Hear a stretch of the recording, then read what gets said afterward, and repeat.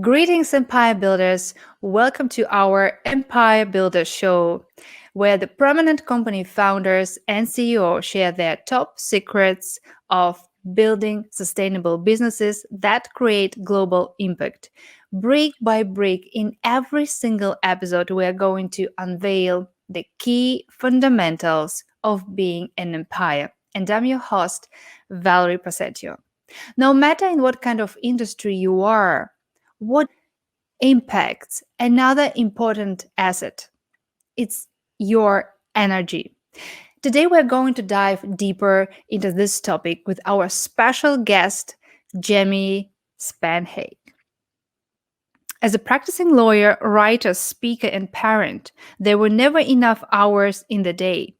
That's how Jamie felt. No matter where she was or what she was doing, there was always something else she needed to be doing.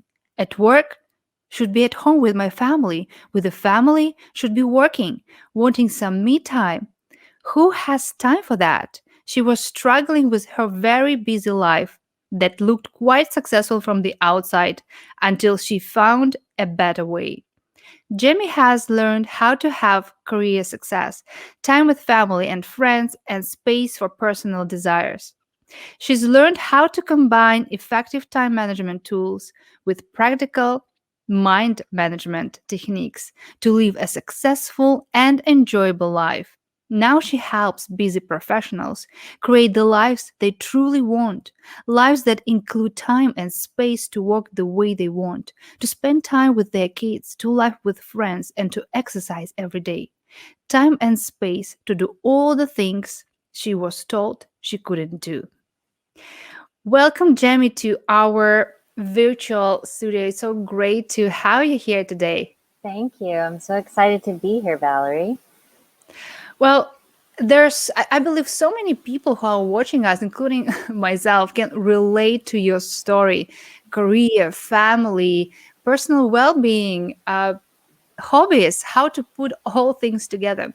Maybe you can share what kind of system do you use when it comes to time management? Me personally, I use different systems. For example, 30 minutes time management when you really block your day in, like splitting it in 30-minute slots, or like blocks, like when you really block your day and like different kind of segments and focus on one thing, then you have this magic bell rings and then you have to switch to another tasks. So what are your system that you normally use to put all these things together? Yeah, those are all great tips that you just shared, and those are great ways to manage our time. I also like to start from a more global thought process when it comes to time, which is being realistic about our expectations for what we can do in the time that we have. So, one of the things that I do myself, and when I work with clients, I do this, it's a great place to start, is what I call the 168 hours exercise. And we all have 168 hours in our week. And that's a lot of time, but it's also not enough time, is what it seems like. So it's really important for us to be clear on what all we're trying to achieve in any given week and quantify that time and see if we are trying to do more than 168 hours worth of stuff in any week. And, when I do this exercise, I come up with something like 188 hours. And so this is very common for people who are trying to start a business and running a business, or, have more than one role that they're playing in life. And we have to reduce what we must do so that we're not setting ourselves up for failure. Because at 188 hours a week, I need 27 hours in a day. And obviously, I can't create that time. That's not possible. So the thing that we do instead of creating time is reducing what we must do. And I don't mean not doing things that are important to us. And I don't mean cutting out time for self-care or sleep or downtime or all the things that we need to rejuvenate ourselves. What I mean is either defining what our priorities are and deciding some of the things on our list are not important and removing them, or having someone else do things for us. So delegating. And so I delegate a lot of stuff. I don't just do this on my own. So there are family and friends who can do things for us sometimes. We can delegate things within our household to, a partner or children sometimes. And then there are services and people that we can pay to do things for us. So, for example, I don't clean my own house. I delegate that to someone else. It's important to me to have a clean house, but I don't want to take the time to do that. I'd rather spend that time building my business. I don't like clothes shopping, so I use an online service to have clothes sent to my house with a personal shopper, every quarter. And so that's sort of the big picture. And then the other big picture item that's really important to me, and this is a little bit about what you were talking about, Valerie, is getting organized, not just in our space, but with our time. So for me, that means calendaring things. It's really important for me to put things on a calendar and sharing that calendar with the people that we delegate to. So if someone else is handling, driving your child to or from an activity, even if it's your spouse or your partner or your mother or whomever it is, sharing that calendar with that person so that you have a team that you're working with. And also organizing my space. We waste time when our space is not organized, trying to find the things that we need to succeed. And so I like to make sure that my space is really organized. Not only so that I can find what I need, but because the clutter can create anxiety, which is not conducive to success.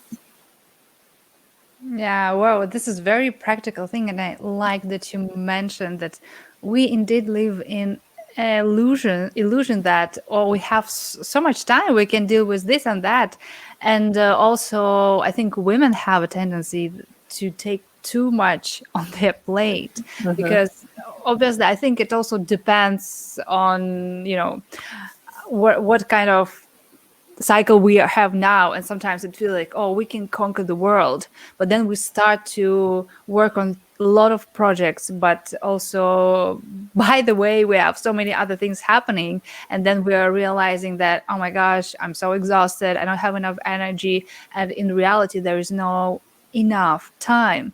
And that's how a lot of entrepreneurs feeling stuck and unproductive and have less creativity.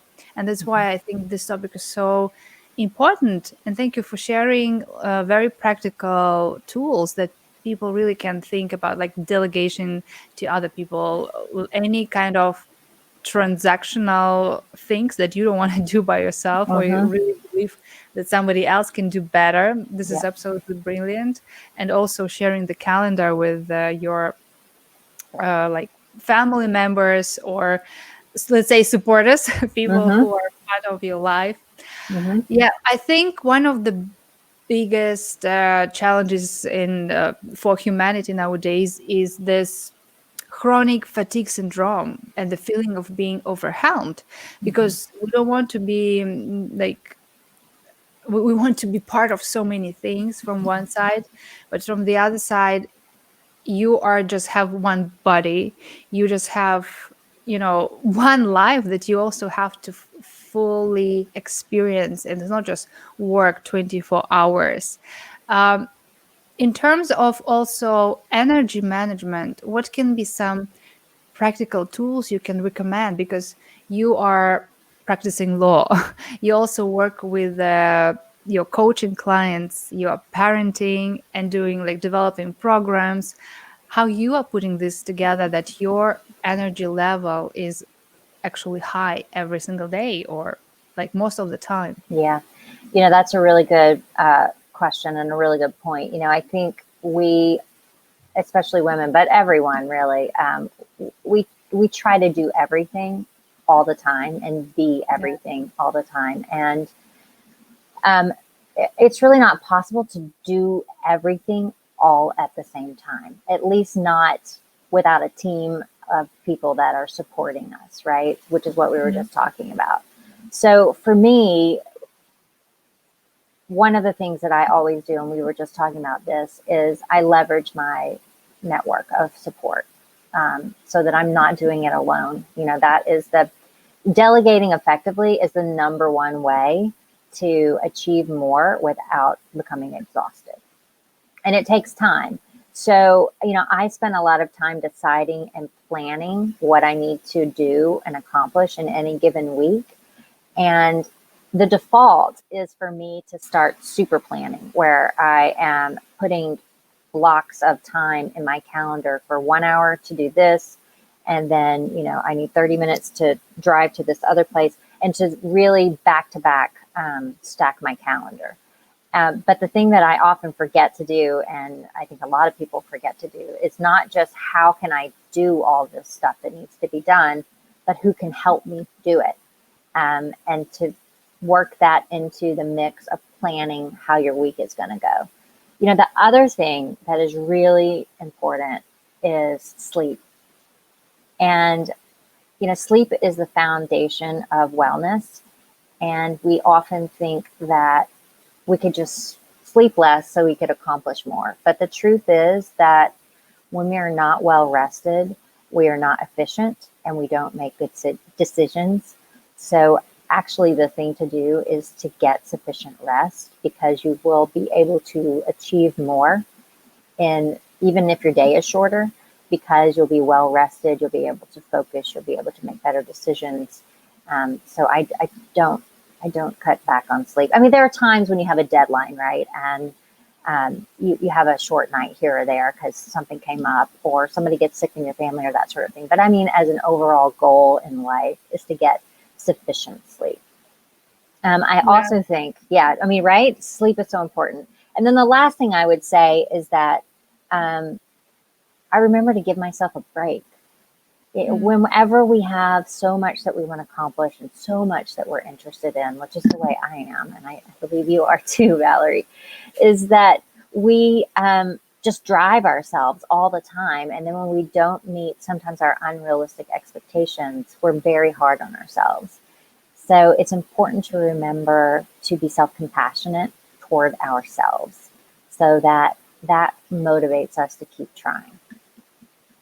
Yeah, definitely. I think there is the whole science behind the sleeping habits and how to really relax because that is really deep relaxation and not just you lay down, spend half of night trying to fall asleep, and then you wake up completely exhausted. And That's a right. lot of people really underestimate this power of sleeping and have a really great rest and take break if you need.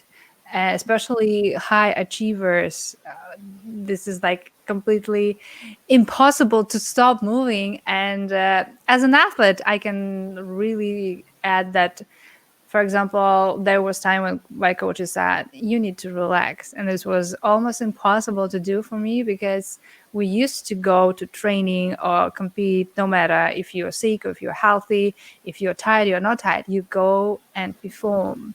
And I think taking break is so important because it gives you so much power, creativity, and move your business, your empire forward. Yeah, I agree. And you know what? That's along the lines of what we were talking about at the very beginning of our conversation was chunking time, right? So that you really hyper focus on something for a period of time, and then you take a break, and you need that break to then come back and hyper focus again. Yeah. So moving forward, there are people who have, like, we all have our own let's say biological rhythm. Some people really productive and effective in the mornings, and some people maybe in the evenings. Mm-hmm. At the same time, there are, we all know about 5 a.m. clubs, or wake up before the sunrise, or eat 3 frogs before the noon. Basically, it's all about when you are the most productive, do more transformational things that are important in moving your business forward. While you are less productive, it's all about transactional things. But do you think you have to follow your natural rhythm, let's say, or you can actually develop the habits that no matter if you are more productive in the evening, you still can learn to wake up, or you must maybe learn to wake up early in the morning, like start your day as early as possible. What is your opinion on it? Yeah, I think that the two work together. I think that there's leeway, right? So, um, circadian rhythm and being a morning person or a night owl, that's a real thing, right? Which is what you're talking about. Yeah. But I think, a morning person might get up at 5 a.m. or 6:30 a.m. And so I agree that we can't ignore our natural rhythms because they're real. And we can be more productive when we work in line with those rhythms. I also think that we can shift them some. If you continually work on, I don't like to get up early. I like to be up early, but I don't like to get up early. So, I prefer to sleep till like 7:30 in the morning, but I can adjust if I go to bed earlier and get up at 6:30 and be productive in the morning, because that's within the range of my natural rhythm. So I think we have to work with both. So it's time to train to wake up earlier and do Yes, done. that's right. But see, I will never be like a 5 a.m. club person because I am not productive at 5 a.m. At 5 a.m., I just want to go back to sleep, even if I went to bed super early. So I know that about myself. Yeah, so talking about habits, traits, and personality, I would like to invite you to move to our special segment in the show that calls the Unspoken Truth of Queen. Because, like in chess, Queen is the most important figure. And I think it's very important and interesting to also discover the personality of the person behind the empire, because people don't really buy your service or product, they buy you. And the same with the investors. They don't really invest in your business, they invest in the founder. They believe in the team that behind the project. So that's why I think it will be very interesting to discover what makes Jamie with the success, with how you put all things together and building a successful coaching business nowadays, and what makes an empire builder an empire builder. So basically, we do a SWOT analysis of the personality. So, some of our viewers who are watching our show also already know, like, we don't evaluate using this technique only businesses, but also personalities. So maybe you can share like one or two things about your strengths, about your weaknesses that make up you. And if it's not a birth gift, something that you were born with, like some people have a natural gift and this is their strength. If it's something that you developed during your lifetime, maybe you can share some tools that can also help our viewers to start implementing this in their life. If there are some weaknesses that you were able to overcome or you are in your process, also maybe you can share how you turn them into strength. Regarding opportunities and threats, it's basically external factors that impacted your personality. Opportunities are basically some great things, and threats, it can be, culture, it can be competition, any kind of things that basically make your strong and amazing character. Are you ready to share maybe one or two things? Sure. If I can remember all the things that you just said. Let's see. So strengths, weaknesses, and opportunities. I think one of my strengths is that I am pretty much willing to try anything. Yeah, And, open. I'm open. And I also, a lot of successful people say, fail fast, right? So try it. If it doesn't work, then move on to something else, right? And I agree with that. You may need to adjust what you just tried because maybe it wasn't the right format or there's some detail that you could change. But I'm willing to put stuff out there and have it not be well received or not work. and then just try something different. So I think that that's a strength because I don't worry so much about what other people are going to think about it. If I think it's going to work, then I'll try it. And if I'm wrong, well, okay, I'm wrong and I'll do something different, right? So I think that's a real strength. I think something that I overcame in my life was, as a child, I was very shy. And I would never speak up for myself. And people that know me now are like, I cannot believe that was ever true about you, because I'm very vocal usually, sometimes too vocal.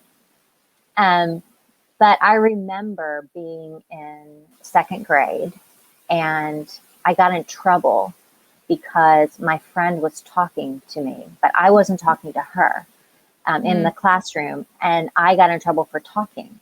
And I was so shy that I burst into tears, but I was really upset because I didn't actually do anything wrong and I got in trouble for it. But I was too shy to tell the teacher that.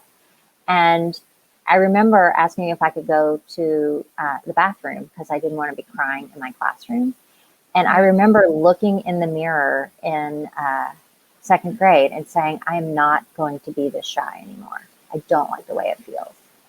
And I really, from then on, I started, whenever the teacher would ask for a volunteer, I would always be the first one to go, just to get in the habit of speaking and not being shy and sharing my opinion. And let's see, opportunity. I think my opportunity is having great parents. My parents really made me feel like I could do anything that I decided I wanted to do. And maybe that ties into my strength of being able to, try things and not worry so much about whether they're going to work or not. But they were really supportive of whatever I wanted to try. And I tried a lot of, I was that kid in school who had extracurricular activities every single day after school because I had so many things I was interested in. And even got permission from my teachers to leave school early sometimes so I could go to extracurricular activities. And as long as I was keeping up with my schoolwork, that was fine. So I think my opportunity really started with having supportive family. Oh, this is the big one because I think in many times, like maybe in many cultures or in many families, the relationship between parents and children, it really affects the future of children, basically. A lot of limiting beliefs connected with this, a lot of restrictions, and sometimes it also goes further generation by generation. So I think it's a really great thing when you have this kind of build relationships, and if not, you found the way how to let some things go. And what about the last thing is threats, basically, maybe some external factors, meaning like culture, or maybe it's competition, maybe it's judgment. I know that you mentioned also in strengths that you don't really care what people tell, because for some people it's a very huge fear, right? Yeah. But maybe something else, maybe a Yeah. story. Yeah. So, I grew up in the southern United States, right? And it's a place where oftentimes, and this is not, it's not just the southern United States that's like this, but oftentimes women should be more demure and not speak out and not share their opinions so much. And I think I went into practicing law as with the mindset of waiting till someone asked me a question to speak. And because I was often the only woman in the room as a lawyer, I learned that men don't normally do that. They speak whenever they have something to say, and they don't wait to be invited to speak. And so I had to learn to speak up without anyone asking for my opinion. And I had to learn to keep talking when someone was interrupting me. Because what would happen in the beginning when I was practicing law, and I'm generalizing, of course, between men and women, but this was my experience. I would be speaking, and a male lawyer in the room would start talking over me to say what his opinion was, but I hadn't finished mine yet. I hadn't finished talking yet. So I had to become very adept at continuing talking, even though someone was talking over me, so that I could get my voice, so my voice would be heard. And to also sometimes, and I did this just last week, where I have to say, let me finish speaking. I am speaking. And because I think a lot of times people don't realize that they're interrupting, because I do it too. I interrupt people sometimes, actually a lot. It's something I'm working on, because they're saying something that resonates with me. So I want to jump in and say it, right? But we have to let other people finish their thought. And that's what I learned to do, is to just keep talking. It's like from shy to the one who is interrupting. Yes. It's great because it requires self-confidence that so many women entrepreneurs need nowadays. If you want to go forward, if you want to, the doors are actually opened for you, and you are not the one who is knocking and searching whatever opportunities. But no, you have specific criterias, and then you create your own opportunities. I think it's important to have this level of self-confidence. Yes. Thank you very much for sharing, for your authenticity, and yes, this personal stories. I think it shows a lot how this personality of you was developed, and I think there's a lot to learn, and I hope our viewers get some inspiration from that. Maybe you can give some also advice, because nowadays we live in a completely different world. I think if we live in the past before 2020, we would actually have a face-to-face conversation. From the other side, of course, nowadays you're in USA, I'm in Europe, and we can still have these amazing conversations, travel all over the world. But I think a lot of people nowadays in a struggle because a lot of things changed. I mean, for example, schools, kindergartens, they close, open, they close again. Also, we have to switch to home office, like many people had to do that, and to manage everything in one place. Like the whole lifestyle changed. And in a way, I personally feel that there are much more commitment, like responsibilities nowadays, but you have still this 24 hours, right? You have to face it and stop living in illusion, as we were talking at the beginning. Maybe some advice to people how, with the new norms, with the new reality, you can still be having this energy level that drives you, that motivates you, and what is the most important, makes you feel good every single day about yourself, about what you're doing, and keep this liveliness that you're still feeling great and you can breathe. Yeah. I think that's a really good question. I mean, it's hard. It's really challenging right now because the boundaries are no longer in place. We had not only time boundaries for our different roles, as at home and at work, but now we have no spatial boundaries even. So it's really challenging. And I think that it's partly about priorities and getting clear on what's important to us. And, when I work with clients in my coaching programs, I have them start, and my book starts here too, is defining what's important to you, what you want your life to look like, and getting really clear on what your values are. And when we're really clear on our values, it makes it easier to say yes and to say no, because saying no is really important. And it's a skill that we have to cultivate, because many of us are people pleasers. And so we like to say yes when people ask us to do things. But we have to remember that if there is something that is not aligned with our values or what's important to us, or it's not moving us toward our goals, then it might not be the right opportunity for us.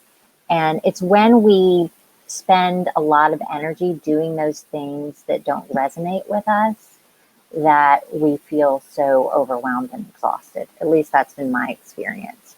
Because when we are doing things that are important to us, that are aligned with our values, that are moving us toward the life that we want to be living, that rejuvenates us, that invigorates us, it motivates us.